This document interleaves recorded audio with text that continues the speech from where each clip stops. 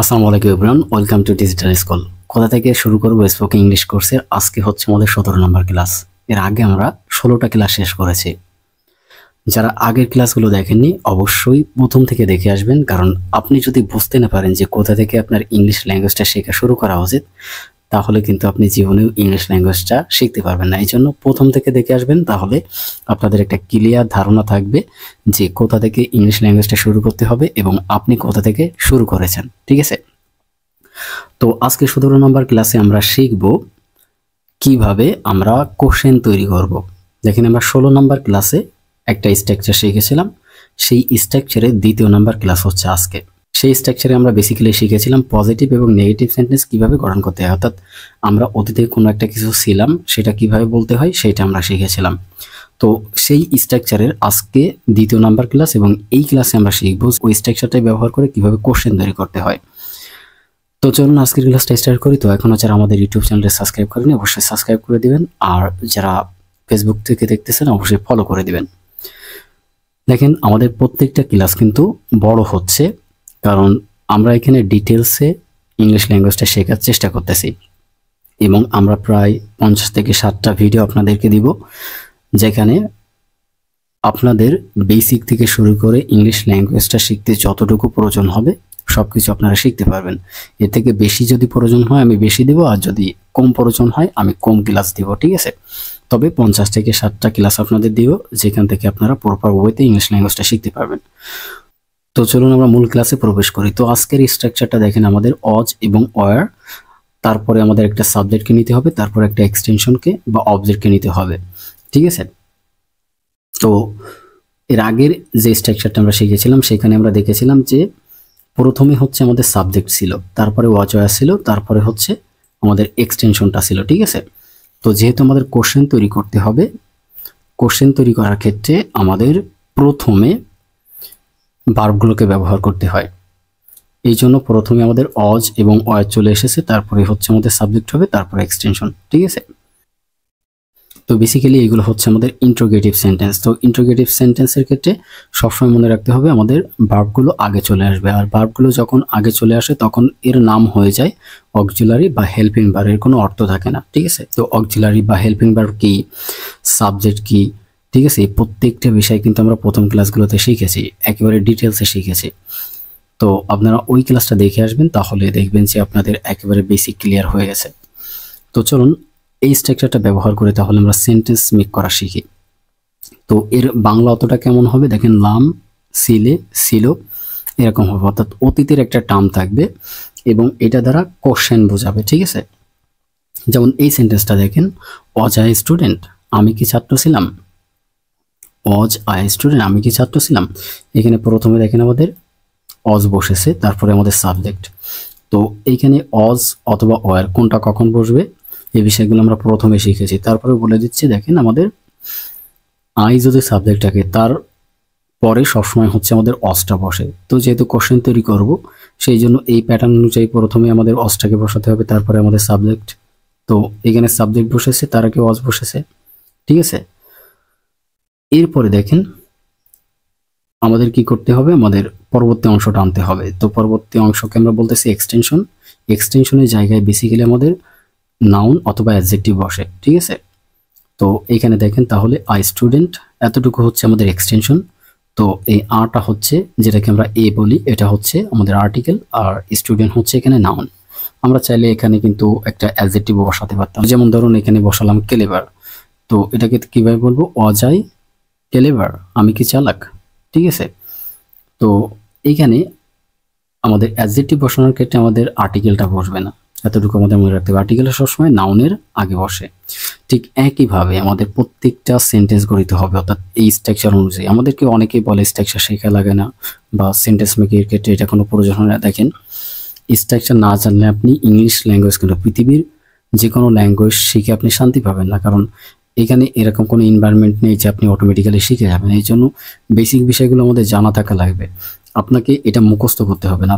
আপনি যখন এই সেন্টেন্সগুলো প্র্যাকটিস করবেন অটোমেটিক্যালি এটা আপনার মাথায় গেঁথে যাবে। ঠিক আছে, তো আমরা পরবর্তী সেন্টেন্সগুলো প্র্যাকটিস করি। দেখেন, ওয়ার উই স্টুডেন্টস, আমরা কি ছাত্র ছিলাম। ওয়ার ইউ স্টুডেন্টস, তুমি কি ছাত্র ছিলে। ওয়ার ইউ স্টুডেন্টস, তোমরা কি ছাত্র ছিলে। ওয়ার দ্য স্টুডেন্টস, তারা কি ছাত্র ছিল? ওয়ার মাই ফ্রেন্ডস স্টুডেন্টস, আমার বন্ধুরা কি ছাত্র ছিল? ওয়াজ মাই ফ্রেন্ড আই স্টুডেন্ট, আমার বন্ধু কি ছাত্র ছিল? ওয়াজ হি আ স্টুডেন্ট, সে কি ছাত্র ছিল? ওয়াজ শি আ স্টুডেন্ট, সে কি ছাত্র ছিল? ওয়াজ ইট আই স্টুডেন্ট, ইহা কি ছাত্র ছিল? ওয়াজ কবির আই স্টুডেন্ট, কবির কি একজন ছাত্র ছিল বা কবির কি ছাত্র ছিল? দেখেন প্রত্যেকটা সেন্টেন্সের ক্ষেত্রে একটা জিনিস খেয়াল করেন, আমাদের ওয়াজ এবং ওয়ার এই দুটা কিন্তু সামনে বসেছে, তারপরে আমাদের কিন্তু সাবজেক্ট বসেছে, ঠিক আছে, তারপরে আমাদের বাকি অংশটা বসেছে। দেখেন এক্সটেনশন যেটাকে আমরা বলতেছি তারপরে বসেছে। এখন এটা কিন্তু একটা প্যাটার্ন, ঠিক আছে, আপনাকে আর চিন্তা করে সেন্টেন্স মেক করতে হবে না, আপনাকে শুধুমাত্র কি করতে হবে, এই নাউনটাকে পরিবর্তন করে অন্য একটা নাউনকে বসাতে হবে। যেমন ডাক্তার অথবা ইঞ্জিনিয়ার অথবা টিচার অথবা মিনিস্টার, ঠিক আছে, অথবা প্রধানমন্ত্রী, যা কিছু, যে আপনার যে প্রফেশন আছে সেটাকে আপনি বসাবেন। অর্থাৎ আপনি যে কাজ করেন, প্রত্যেকটা মানুষের কিন্তু একটা পরিচয় আছে, যে কেউ কিন্তু কৃষি কাজ করে, ঠিক আছে, কেউ কিন্তু রিক্সা চালায়, ঠিক আছে, কেউ কিন্তু শিক্ষকতা করে, কেউ কিন্তু ইউটিউবার, কেউ ফ্রিল্যান্সার। যে প্রফেশনে আপনি আছেন সেই প্রফেশনটাকে এখানে বসাতে হবে শুধুমাত্র। এখানে ধরুন আমি বসলাম যে টিচার, যেহেতু আমরা আগের ক্লাসগুলোতে টিচার দিয়ে প্র্যাকটিস করেছি, তো আপনি এটাকে কিভাবে বলবেন? দেখেন ওয়াজ আই টিচার, আমি কি একজন শিক্ষক? ওয়ার উই টিচার, আমরা কি শিক্ষক?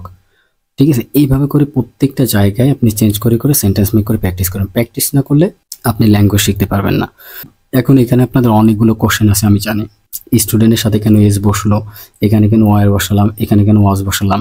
দেখেন এই বিষয়গুলো কিন্তু আমরা আগের ক্লাসগুলোতে অলরেডি শিখেছি। বারবার যদি একই কথা বলি আপনারা বিরক্ত হবেন, বা যারা ধারাবাহিকভাবে ক্লাসগুলো দেখতেছে তারা বিরক্ত হবে। অনুরোধ থাকলো যে আপনারা এর আগের ক্লাসগুলো দেখে আসবেন, তাহলে এই বেসিক বিষয়গুলো আপনাদের আর জানা লাগবে না। একটা ক্লাসেই আপনার সব বেসিক বিষয় নিয়ে আলোচনা করেছি, ওইখান থেকে আপনারা এই বিষয়গুলো ডিটেলসে শিখতে পারবেন। তো আশা করি বুঝতে পেরেছেন। তো এইভাবে করে সেন্টেন্স মেক করে আপনি প্রতিদিন 100 থেকে 200 সেন্টেন্স মেক করে প্র্যাকটিস করবেন। দেখেন আপনি যদি এইখানে চেঞ্জ করে 10টা নাউন বসিয়ে প্র্যাকটিস করেন, ধরেন teacher, driver, engineer, pilot, minister, prime minister, এইভাবে করে 10টা নাউন যদি এখানে বসিয়ে প্র্যাকটিস করেন, তাহলে দেখেন আপনি গুণ করেন কয়টা সেন্টেন্স আছে এখানে, 1টা 2টা 3টা 4টা 5টা 6টা 7টা 8টা 9টা 10টা 11টা। তো 11 আর এখানে ধরুন আপনি 10 বার চেঞ্জ করে প্র্যাকটিস করলেন, তাহলে গুণ করেন, অ্যারাউন্ড 110টা সেন্টেন্স এখানে হচ্ছে। তো এইভাবে যদি আপনি প্র্যাকটিস করেন তাহলে দেখবেন যে আপনার ফ্লুয়েন্সি অটোমেটিক্যালি চলে আসবে। একই সাথে আপনার গ্রামারগুলোও জানা হয়ে যাবে, আপনার যে ভোকাবুলারিজগুলো আছে ওইগুলোও শেখা হয়ে যাবে, ঠিক আছে। এখন আমরা শিখবো, দেখেন আমরা তাহলে এখানে ইন্ট্রোগেটিভ সেন্টেন্স কীভাবে মেক করতে হয় সেটা শিখলাম। এখন আমরা দেখব নেগেটিভ ইন্ট্রোগেটিভ সেন্টেন্স কীভাবে গঠন করতে হয়, অর্থাৎ নাবোধক কোশ্চেন কীভাবে তৈরি করব, ঠিক আছে।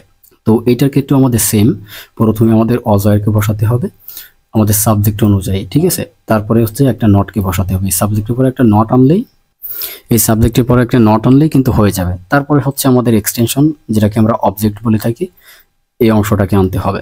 আমরা একটু প্র্যাকটিস করি। দেখেন was I not a student, আমি কি ছাত্র ছিলাম না, আমি কি ছাত্র ছিলাম না। দেখেন অতীতে আমি কোনো কিছু ছিলাম কিনা সেটা আমি বলতেছি। আমরা বার্গেনিং করার সময় এই ধরনের কথাবার্তা বলি, আমার কি এখানে কোনো অবদান ছিল না, আমি কি ছাত্র ছিলাম না, আমি কি আন্দোলনে ছিলাম না, এই ধরনের বার্গেনিং করি। তো ওই কথাগুলো বলার জন্য আমাদের এই বেসিক বিষয়গুলো শিখতে হবে, ঠিক আছে। Was I not a student, আমি কি ছাত্র ছিলাম না, প্রথমে আমাদের ওয়াজ, এটা হচ্ছে আমাদের ভার্ব, যেটাকে আমরা অক্সিলারি ভার্ব বলি, ঠিক আছে। সাবজেক্টের আগে যখন কোনো ভার্ব বসবে সেটা হয়ে যাবে অক্সিলারি বা হেল্পিং ভার্ব, যেমনটা আমরা এখানে দেখতেছি। এখানে প্রত্যেকটা কিন্তু অক্সিলারি বা হেল্পিং ভার্ব, ঠিক আছে। প্রথমে তাহলে আমরা অক্সিলারি ভার্বটাকে বসিয়েছি, তারপরে আমাদের সাবজেক্টটা, তারপরে একটা নট, তারপরে আই স্টুডেন্ট, এটা হচ্ছে আমাদের এক্সটেনশন। তো এখানে একটা বিষয় খেয়াল করেন, যদি আমরা এই ওয়াজ এবং এই নটটাকে শর্ট করে বলতে চাই তখন আমাদের বলতে হবে অজেন্ট। তো অজেন্ট যখন আমরা বলবো তখন আমাদের সাবজেক্টটা এইখানে থাকবে না, সাবজেক্টটা এর পরে চলে আসবে। এই অজ নটকে আমরা বলবো অজেন্ট, ঠিক আছে। এইখানে ধরেন এটা। তো আশা করি তাহলে বুঝতে পেরেছেন যে আমাদের সাবজেক্টটা তারপরে চলে আসবে। তো আমরা যেহেতু একেবারে বেসিক আছি, এই জন্য আমি আপনাদের যেভাবে শিখলে আপনারা খুব সহজে বুঝতে পারেন সেভাবেই কিন্তু দেখাচ্ছি। তো আশা করি প্রথম সেন্টেন্সটা বুঝতে পেরেছেন। একইভাবে প্রত্যেকটা সেন্টেন্স এখানে গঠিত হয়েছে। Were you not a student, তুমি কি ছাত্র ছিলে না, এখানে নাটা পড়ে গেছে, একটু দিয়ে নেবেন। এরপরে দেখেন were you not a students, তোমরা কি ছাত্র ছিলে না, were you not a students, তোমরা কি ছাত্র ছিলে না। ওয়ার দে নট স্টুডেন্টস, তারা কি ছাত্র ছিল না। Were my friends not student, আমার বন্ধুরা কি ছাত্র ছিল না। Was my friend not a student, আমার বন্ধু কি ছাত্র ছিল না? ওয়াজ হি নট এ স্টুডেন্ট, সে কি ছাত্র ছিল না? Was she not a student, সে কি ছাত্র ছিল না? ওয়াজ ইট নট এ স্টুডেন্ট, ইহা কি ছাত্র ছিল না? ওয়াজ কবির নট এ স্টুডেন্ট, কবির কি ছাত্র ছিল না? দেখেন প্রত্যেকটা সেন্টেন্স কিন্তু একই প্যাটার্ন অনুসারে। আপনাদেরকে কি করতে হবে? আপনাদেরকে জাস্ট এতটুকুকে পরিবর্তন করে প্র্যাকটিস করতে হবে, ঠিক আছে? শুধুমাত্র স্টুডেন্টকে বাদ দিয়ে দেবেন। এইখানে যে কোনো একটা নাউন বসাবেন অথবা আর্টিকেল বসিয়ে আপনারা প্র্যাকটিস করবেন, যেটা আমি প্রত্যেকটা ক্লাসে বলতেছি। এইভাবে করে আপনারা যদি প্র্যাকটিস করেন তাহলে আপনি অতীতে কোনো একটা কিছু ছিলেন অথবা ছিলেন না, অথবা আপনি যদি কোশ্চেন তৈরি করতে চান, যেমনটা এখানে দেখালাম, এইভাবে করে হাজার হাজার সেন্টেন্স তৈরি করতে পারবেন। প্রত্যেকদিন প্র্যাকটিস করেন, আশা করি এখান থেকে ভালো কিছু শিখতে পারবেন। তো তাহলে আশা করি বুঝতে পেরেছেন যে কিভাবে আমরা নাবোধক কোশ্চেন তৈরি করব। এখানে এই পার্টটা হচ্ছে আমাদের অক্সিলারি পার্ট, অর্থাৎ এখানে প্রত্যেকটা ভার্বের কোনো অর্থ নেই, এরা শুধুমাত্র অতীতকে নির্দেশ করার জন্য সাবজেক্টের আগে বসেছে। যেটা আমি আগেই বলেছি, সাবজেক্টের আগে যখন কোনো ভার্ব পাবেন সেটা কোনো প্রকার চিন্তা করা ছাড়া আপনারা বলে দিবেন যে এটা অক্সিলারি ভার্ব, যেটাকে আমরা হেল্পিং ভার্বও বলি, ঠিক আছে? তো এইভাবে করে আপনারা এই দুইটা প্যাটার্নও প্র্যাকটিস করে ফেলেন, যে কিভাবে কোশ্চেন তৈরি করবেন এবং কিভাবে আপনারা নাবোধক কোশ্চেন তৈরি করবেন। তো এইভাবে যদি প্র্যাকটিস করেন আশা করি অল্প দিনের ভিতরে আপনারা খুব ভালো একটা বেনিফিট পাবেন। সো আজকের ক্লাসটা এতটুকুই। যদি ক্লাসটি ভালো লাগে অবশ্যই লাইক, কমেন্ট এবং শেয়ার করবেন।